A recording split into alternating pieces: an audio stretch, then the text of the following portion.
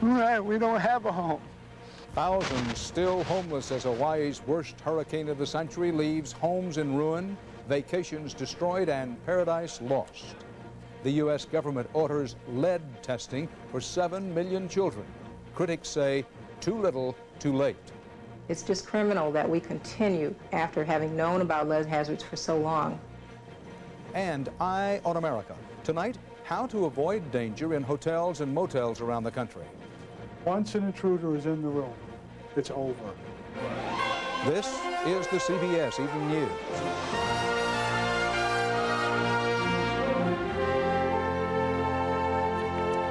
Good evening, Dan Rather reporting. Hawaii's outermost island is fighting back from the storm of the century, Hurricane Iniki. At least 3 people are dead, 10,000 homes damaged or destroyed. Many of the homeless are milling about without help. Damage estimate, $1 billion. The Hawaiian hurricane of the century struck the island of Kauai full force on Friday night. Correspondent Bill Lagatuta is there. In the tropical paradise that was Kauai, many islanders now stand in lines at the few food stores which are open. We just need help. We need help, and people, we just need help, okay? Military and private planes are arriving with relief supplies, but they haven't reached many of the villages yet.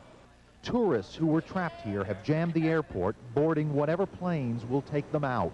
I survived Iniki, or dream vacation from hell. This is what they survived as the eye of the storm passed directly overhead. For terrifying hours, panicky vacationers huddled together in the basements of the big hotels. Among them, director Steven Spielberg, who was here making a movie. Just the amount of noise, sound of breaking glass, splintering wood, just a groan of the earth as these winds, hit into us at 160 miles an hour. It was just phenomenal. Not even Spielberg could create this kind of special effect. We got out about 6 o'clock in the morning and came back to this. This is total. I think they're going to tear it all down. A third of all the buildings on the island were totaled.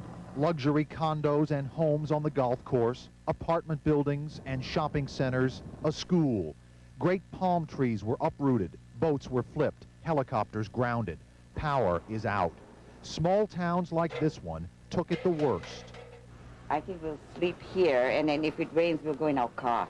So powerful was the storm that the island itself has been changed forever. Chunks of the world-famous Poipu Beach washed away, sugarcane fields flattened, whole jungly hillsides defoliated, and the island's main industry, tourism, dead for the moment.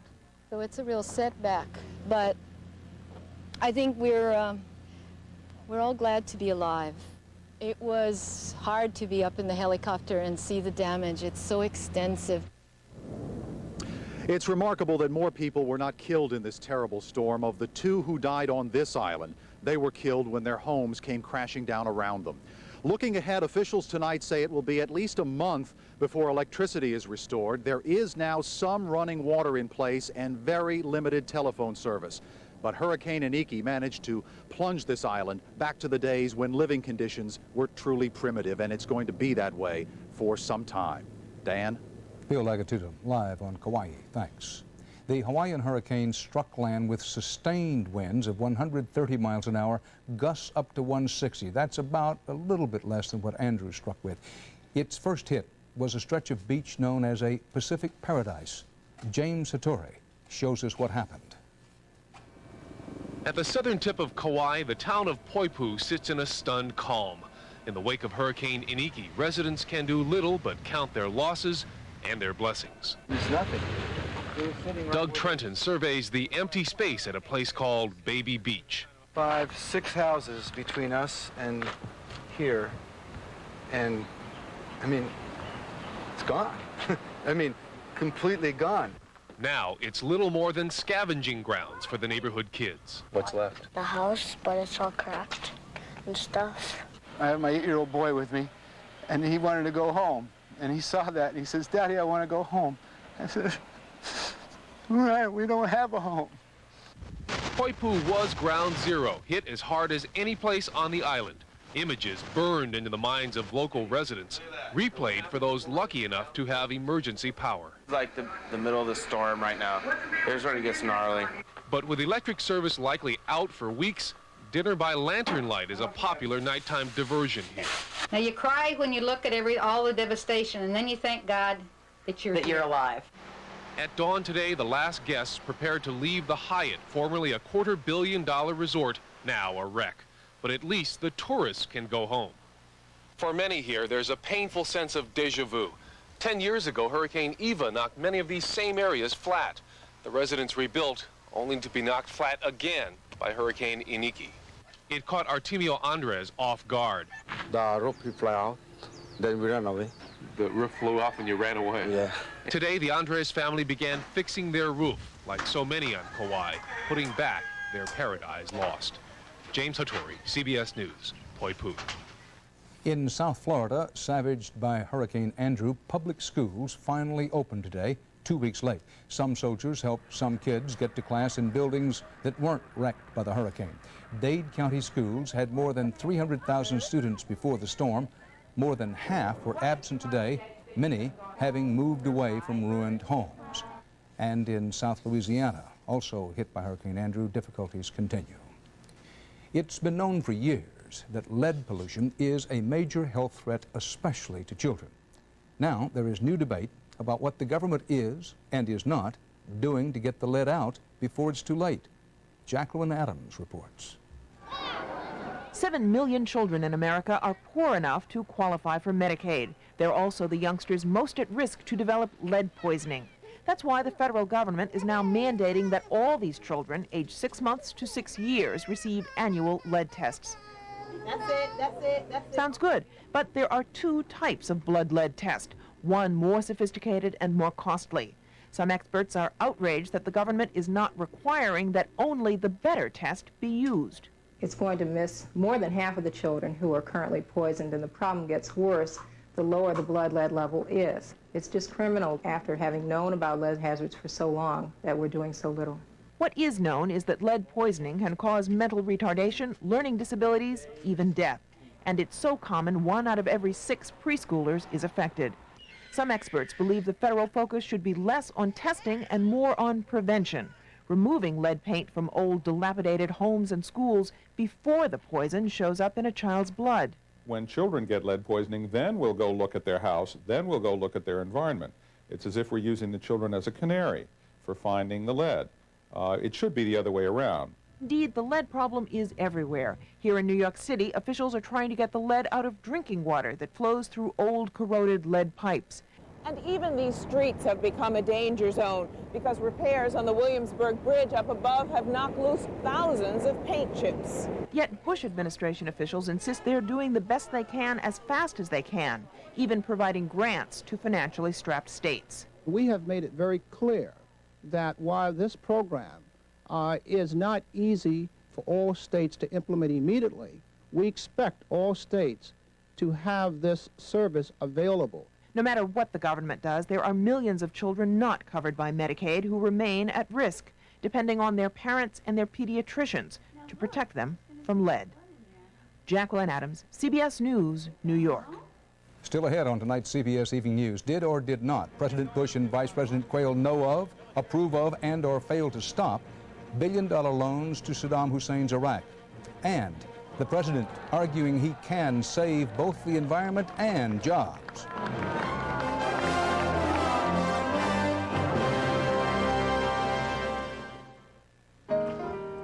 You know, sun-sweet pitted prunes also come in this nice little bite size. And they're every bit as sweet and delicious as Sunsweet's larger ones. Of course, that's just my opinion, which I certainly respect.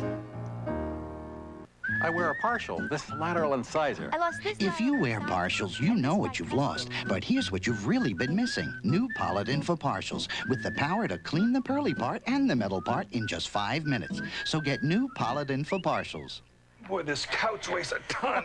Where does it go, Miss Lansbury? Oh, right there, please. Wow, if I lifted that, I'd need buffering for the aches and pains afterwards. You really believe in buffering? I certainly do. It's strong, huh? Extra strength Bufferin has the strongest dosage of aspirin that you can buy. And I've discovered that the buffers don't weaken it. They just help prevent aspirin stomach upset. Shouldn't you discover the strength of Bufferin? And for nighttime aches, pains, and sleeplessness, try Bufferin AF Nighttime. It's aspirin-free. An Atlanta banker went before a federal judge to be sentenced today. Prosecutors say this banker is a crook who profited from illegal loans to Iraq. Defenders say he was the front man for a scheme by the Bush administration to help build up Saddam Hussein. David Martin has our report. Christopher Drugel, the Atlanta banker who has admitted to making $5 billion in fraudulent loans to Iraq in the years before the Persian Gulf War, loans which helped finance Iraq's military buildup. Today, Drugel's attorney told a federal judge the case was the mother of all cover-ups and promised to show that U.S. government officials and executives of Italy's National Bank of Lavoro, BNL for short, knew Drugel was making the loans. Government attorneys insisted Drugel had acted on his own. But this afternoon, House Banking Chairman Henry Gonzalez cited CIA documents which seemed to undermine Justice Department contentions that the Iraqi loans were a rogue operation run by Drugel. Gonzalez read from still classified documents. The CIA reports, and I state, in quote, BNL agreed to this request, and the loans were then signed by bank officers in Rome. Gonzalez also cited a message sent by the American ambassador in Rome shortly after the loan scandal broke. The government of Italy wanted, quote, some kind of damage controlled, end of quote, according to a cable from the U.S. ambassador. The Bush administration had its own reasons for damage control, namely Saddam Hussein, and concerns the investigation would derail attempts to improve relations with Iraq.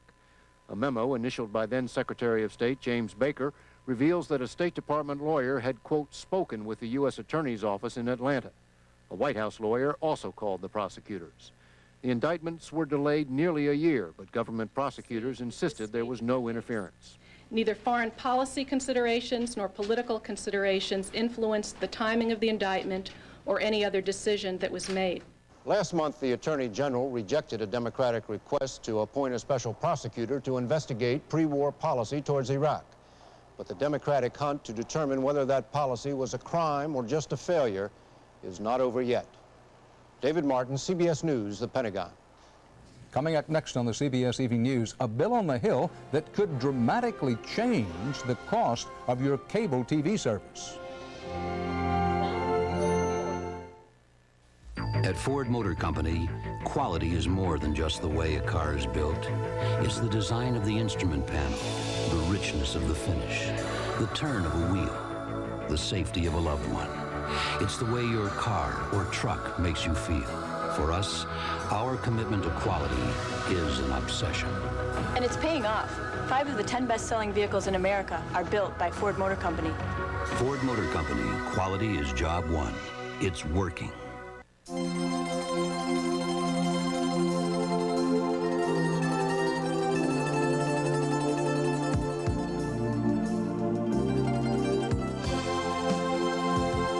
All over America tonight, people who appreciate Italian food at its freshest are coming home to Contadina, pasta and sauce.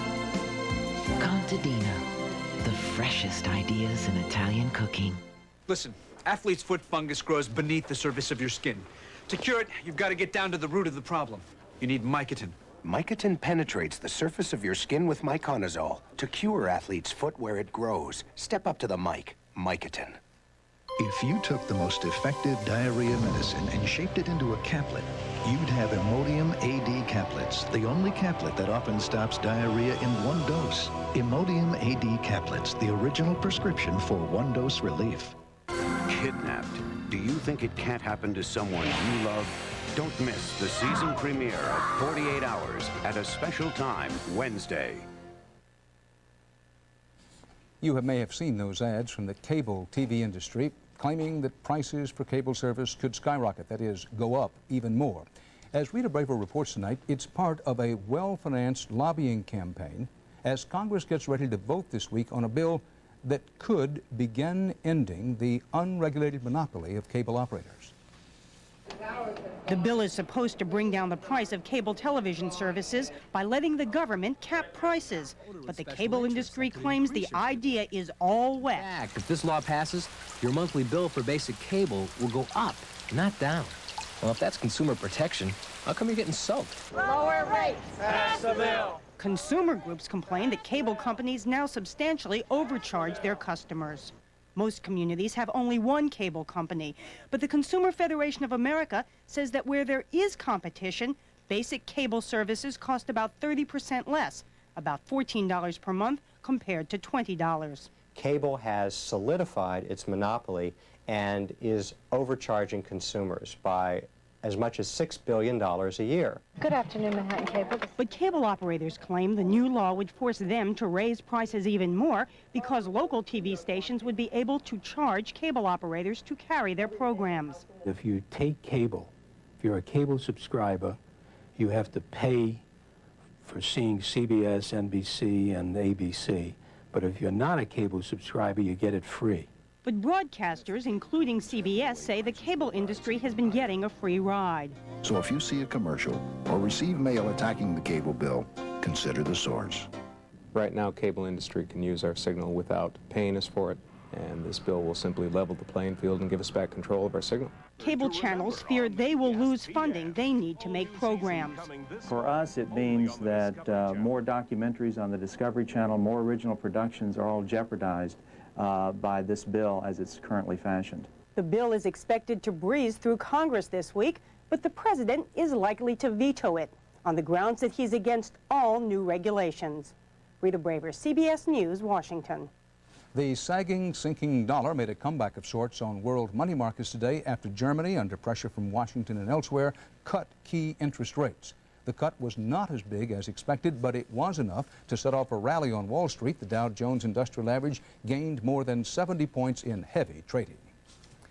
You know, every day the United States government spends a lot more money than it has and charges it to you, your children, and your grandchildren. We, as a people, are running up an enormous bill called the national debt.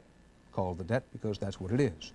Tonight, we begin a weekly update on the account. At last report, we Americans are more than $4 trillion, $35 billion in debt, and the red ink is growing at a rate of $13,000 a second.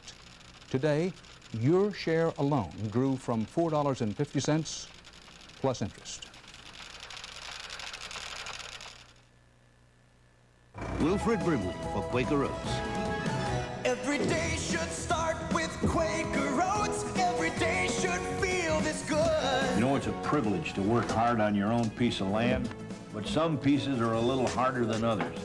I do things right when I start out right, with the nourishing, pure and powerful of hot Quaker Oats. That's what helps keep me going strong. Every day should feel this good. Doctor. Is it right for me? Habitrol. It's a patch. You know the patch. Habitrol. You know, Habitrol. It's a patch. Habitrol. Habitrol. Habitrol Nicotine Transdermal System, available by prescription only. Thank you, Doctor. When your sinuses are closing in on you, what you need is a sinus spray like Sinex. Only Sinex adds Vicks Vapors to its decongestant, so at last you can feel your sinuses open up. For sinus, think Sinex. With these two, what you need is patience and a lot of energy. What you don't need is irregularity. I tried some stimulant laxatives, but they can work when you least expect it, like laxative roulette. And then I remembered Metamucil. When I was pregnant, my obstetrician recommended it. She said it's a way to get the natural fiber I need to get regular and stay that way. And I feel really great. Right, sweetie? Sunrise Smooth Metamucil. You could stay regular for the rest of your life. You think TV is all fun and games? What would you think if it saved your life or your child's life? We'll visit the set of Rescue 911 tomorrow on CBS This Morning. The Bush Quayle campaign officially informed the Clinton-Gore campaign today it will agree to only 2 joint presidential appearances, what some people call, quote, debates, with several panelists and a moderator. That's the Bush Quayle plan. The Clinton people had accepted a proposal for 3 so-called debates with a single moderator. President Bush campaigned in the Pacific Northwest today. Jobs and the environment on the agenda. Susan Spencer reports. Returning to the region where he first vowed to be the environmental president, Mr. Bush today was courting not the tree huggers, but the tree industry. In a tough speech telling loggers he won't okay extension of the Endangered Species Act unless it considers jobs. And I will not sign it without a specific plan in place to harvest enough timber to keep timber families working in 1993 and beyond. It is time to make people more important than owls.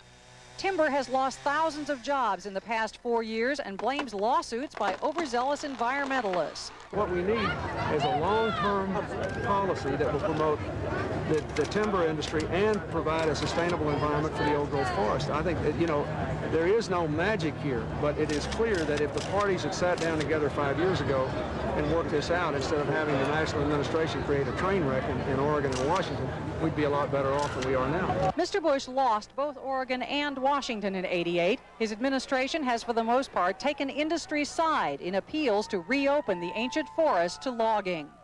Instead of trying to manage the forests to preserve a healthy, productive ecosystem, what we have seen is a deliberate, callous, repeated, and consistent disregard for what the laws require. But the president insists he is simply seeking a balance. The industry likes his balance, and here that can matter. I think that George Bush can rightfully claim to be the environmental president. I don't think that means condoning environmental extremism. After 4 years and 1 recession, the president clearly thinks that his best shot in the Northwest is to talk jobs and paint the Democrats as wild-eyed environmental extremists.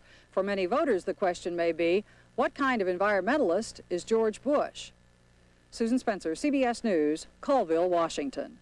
Coming up here next, Eye on America. Tonight, how safe are the hotels and motels where you stay? A CBS News investigation indicates that many are not safe.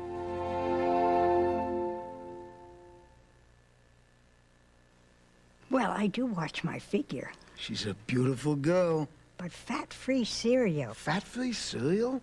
I'd rather eat regular cereal and just dance more. She's a beautiful dancer. Now this, crispy, simple, wonderful, probably loaded with fat. Kellogg's cornflakes have always been fat-free. Fat-free? Kellogg's cornflakes? You're not telling me the truth. Is he bothering you? Taste them again for the first time. When my arthritis pain acts up, even little things are a big effort. But I don't take aspirin anymore. I take Advil. Advil is the brand many doctors recommend for hours of relief from minor arthritis pain. You know, just 1 Advil is as effective as 2 regular aspirin. And Advil doesn't upset my stomach the way aspirin sometimes can. So now, I don't even have to think about arthritis. Advil, tablets and caplets, advanced medicine for pain. Winn-Dixie discounts greeting cards 40% every day. This $3 card cost me $1.80, and that's good because I buy cards for everyone. Happy birthday, Mom. Happy birthday, Dad. Happy birthday to the world's greatest boss. Well, I just found out that Winn-Dixie discounts all magazines 10% every day. Like this $1.99 People cost me only $1.79, so I can read about anything I want. Politics, Hollywood, people from outer space. Wow, Elvis found gardening in Trailer Park. Exercise? This is the only gym I've got time for. My lunch hour's 4 minutes. Sometimes I get constipation. When it happens, I just take this little pill. It's X-Lax. Only X-Lax pills give you 3 choices: regular or extra gentle when you need a little help, maximum relief when you need a little more. Today's X-Lax, for regular people who sometimes aren't. Millions of Americans will spend some time at a hotel or motel this year. If you're one of them, you assume the management of the hotel will make sure you're safe and secure, right? Well, before you check in, check out tonight's Eye on America, reported by Aaron Hayes. I thought that I would be safe, that you're guaranteed a certain level of safety. There was no such guarantee for writer Janet Bodie. She traveled to L.A. last year on a book tour, checked into a nice hotel, and fell right into a trap. And a voice came over the phone, and they said, "This is the front desk. And before you have a chance to settle in, there's been a report of leaks on your floor, and we'd like to send up a maintenance man to check it out." The knock came on the door. I opened the door. There was a man there. He looked like a maintenance man to me. And I was on the phone at the time, and so he went into the bathroom and started flushing the toilet and running water. And when I hung up the phone, he came back into the room, and I looked up at him, and he said, he stuck a gun in my face. And he said, "Lie down on the bed or I'll kill you." She fought back. He beat her with a pistol, robbed her, and ran off. Just one of what's said to be an alarming number of assaults against women in hotel and motel rooms across the country. If you are a woman traveling alone, be doubly vigilant because women have been singled out for some of the most brutal crimes. Charles Slepian is a hotel security expert. After I checked into the same hotel where Janet Bodie was assaulted, we used a concealed camera as Slepian walked up to the front desk. Hi, can you tell me if Erin Hayes has checked in yet? Even though he could have been a total stranger, the clerk called up a computer screen with all my room information on it. Slepian could read it easily. Thank you. He's in 3, third floor, but that's it. 312 or? Try it again. 215. Slepian says security breaches don't just happen in this hotel, they happen in most of them. Even though the Hotel Trade Association recommends a few safety rules, its members don't always follow them. Case in point, what to do if a guest walks away with a room key. The key control systems that we recommend to the industry call for replacement or rekeying of the lock. Do hotels do that? Yes. But we found out that's not quite true. I checked out of this hotel. It's part of a national chain a week and a half ago, and I kept my room key. We wanted to see if 11 days later, this key will still open this door.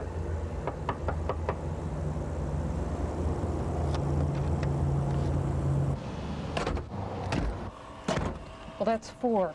I checked into and out of a total of 4 hotels, and in every single one of them, the key that I kept a week and a half later can still get me into the room. No one knows how many security breaches, even how many crimes are committed in America's hotels. Some cases, like the rape of a woman at this Fort Worth motel, and her $10 million settlement get big play. But less attention was given the 4 other rapes that happened here after she was attacked. No national statistics are kept on hotel crime. And while some are convinced the numbers are going up, the Hotels Trade Association believes otherwise. You think I'm safer in a hotel than I am in my own home? Yes, I did. Do you have anything to back that up? No, I don't, because we don't have statistical information. The way things are now, experts say, women, more than a third of all business travelers, are going to have to watch out for themselves. Women have to tell themselves that it is fine to take that extra step and demand a change. Demand a room change if you're not happy with it. Make sure the room is not too remote. Because you can't escape, because you're isolated. Rooms should have deadbolts and a peephole that works. Oh, no. I can see your tie, and that's about it. And be leery of anyone at the door you don't know. Once an intruder is in the room, it's over. A fact Janet Bodie knows all too well. It didn't happen on the streets. It happened in a nice hotel, and where was their responsibility? The responsibility, experts say, goes beyond beefing up security. The industry must first admit there's a problem and start warning its guests so they can help protect themselves. In Atlanta, this is Erin Hayes for Eye on America. Traveler beware, part of our world tonight. Dan Rather for the CBS Evening News. See you tomorrow. Good night.